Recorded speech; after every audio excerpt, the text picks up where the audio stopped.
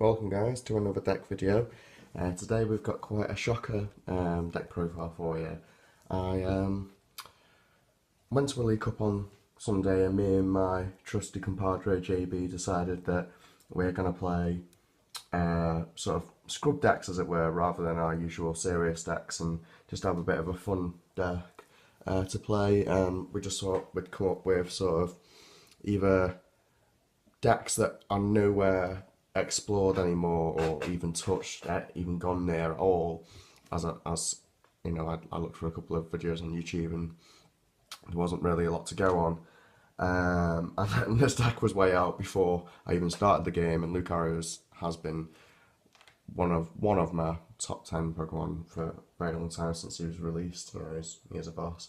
And my so the idea was to basically do that, and Jason went for totally annoying deck of a mixture between Luminous Barrier, Ninetales, Glaceon, and Garbodor for if they could get around Luminous Barrier. So as you can imagine, a horrible deck, but I didn't end up facing him, and all his matchups were terrible, so he lost most of his. But I, however, went 2-1-0 with this. No, sorry, 2-0-1. So 1-2, lost 0. It was only a 3-round League Cup, or League Challenge even. And I drew in the final, and I actually came first from a percentage of 6% of tiebreakers being better than him. So sorry about that, Alan. But anyway, going to the deck profile for you guys. So this is the Fight Alone Lucario deck, and we're starting with the Pokemon. Obviously, we'll go for a 3 Lucario and 4 Riolu line. You only need 3 Lucario because I play 3 Rescue Stretcher, as you'll see in a bit, and I also play Super Odds, so you've always got access to Lucario unless you've got one prize, which did happen actually. It's part of the reason why I tired the last game, like because I had 2 Lucario prize and I was just fighting with one, and I wasn't seeing 3 Rescue Stretcher and a Super Rod for some reason. So I was like, alright then, cheers world. And then just to make it not a quad deck, and also so it doesn't auto lose to Glaceon, and also because I wanted to make this an updated list of the Fates Collide Fight Alone Lucario, 1 Oricorio and 2 Tapu Lele. So Tapu Lele basic attackers, and it gives the deck some speed. Now, for those that don't know, Fight Alone Lucario is basically does 30 base for its attack, Fight Alone, and then does 60 more damage for every Pokemon your opponent has more than you. Now, in a in a format where Bridget is the most highly sought term 1 card, and they didn't, and I'm obviously flipping over fighting Riolus, and they're just thinking obviously stance change, not thinking about the Fates Collide Lucario because of how old it is. And then I turn 2, pop this down with a second energy and start hitting for like 210 or whatever, whatever stupid number I hit on one of my games. I think I hit for, what was it, 360. You can hit for 360 with Choice Band. So that's 60 times 5 is 300, 30 from the base damage and another 30. I want to play Kukui as well, so you can effectively hit for 380, which is terrible news. And obviously that's 760 against Garde. That's the other thing as well, Garde being a deck that I just I just wanted to sort of put in its place. So that's why I decided to play Lucario as well. Such a scrub. But yeah, and this Oricorio actually came in clutch against my round 1 match, my final kill. No, of both games, my final kill of both games of round 1, which was against Noivern, GX, and Garbodor with the Rule of Evil Weavile,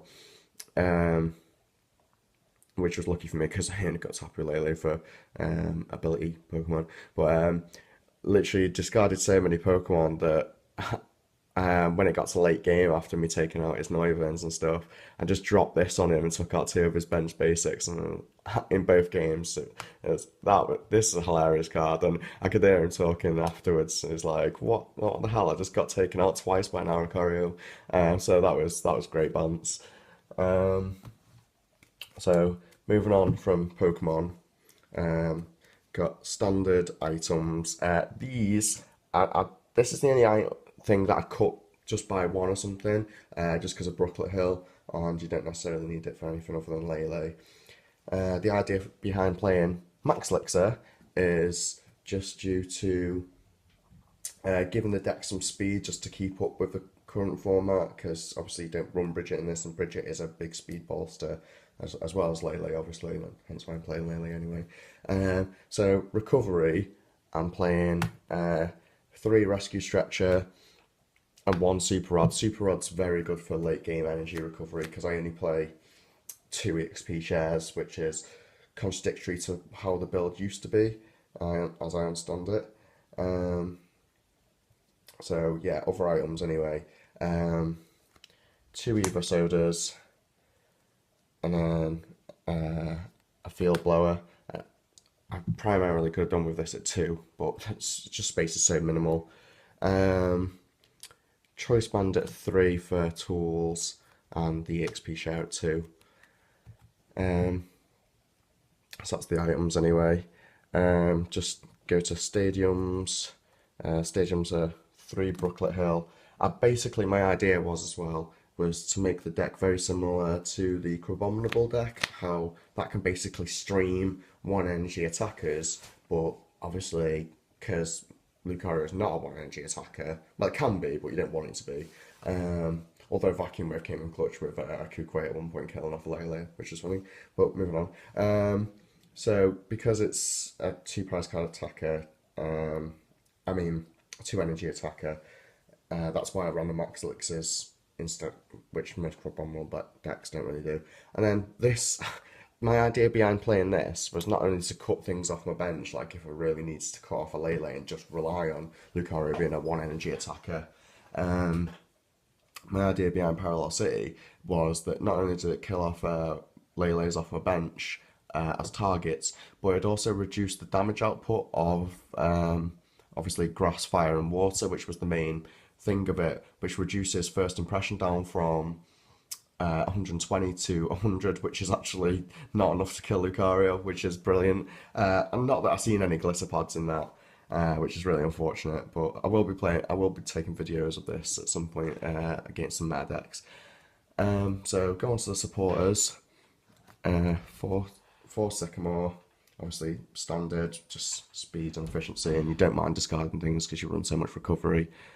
3N, 3 Guzma, just because you want to be charging things on the bench primarily, and then switching out your actives and stuff for and getting out of status conditions as well, because game 2 getting put into that blooming Raichu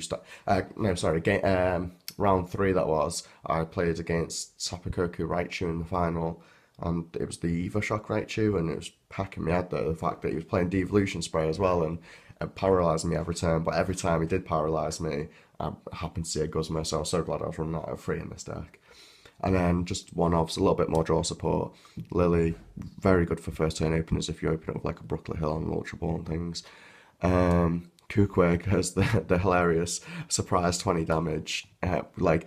Is basically surprise 50 damage if you hit this in a choice band. And then Pokemon Ranger, just because obviously the deck that Jason was playing, I value him as a player, so I didn't want to run into Glaceon and just auto lose effectively, other than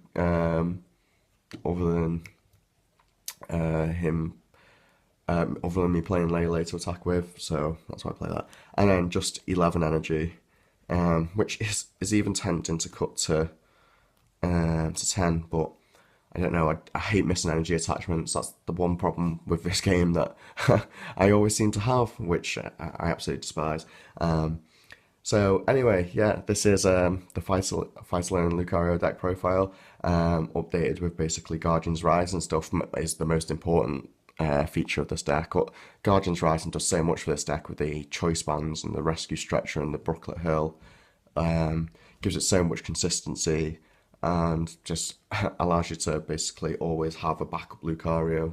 If you're being in threat of being knocked out, you've got one in the wing waiting. Anyway, hope you enjoyed the video, guys, and thanks for watching. Have a good night.